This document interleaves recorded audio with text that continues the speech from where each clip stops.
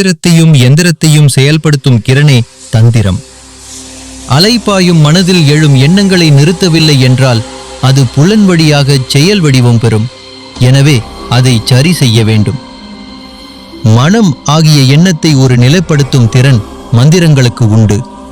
மனம் ஒரு நிலைப்பட்டால் அது தவமாகிய செயலாகிவிடும். ஆக மனமாகிய எண்ணம், மந்திரமாகிய சொல், தவமாகிய செயல் மூன்றும் நேர்கோட்டில் வரும்போது யோகம் ஜொலிக்கும். இதை வேறு விதமாகவும் சிந்திக்கலாம்.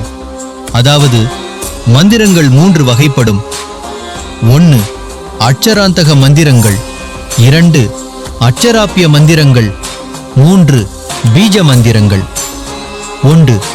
அட்சராந்தக மந்திரங்கள். சப்தத்திலிருந்து மொழி வந்தது, மொழியிலிருந்து மந்திரம் வந்தது. மனதுக்கு திறம் தருவது மந்திரம். அட்சராந்தகம் என்பது எழுத்து இல்லாமல் காலகாலமாக காது விட்டு காது வழி வழியாக வந்து கொண்டிருப்பது. 2. அட்சராப்பிய மந்திரங்கள். அட்சராப்பியம் என்பது எழுத்தில் உள்ளது. சுப்ரபாதம், காயத்ரி போன்றவை.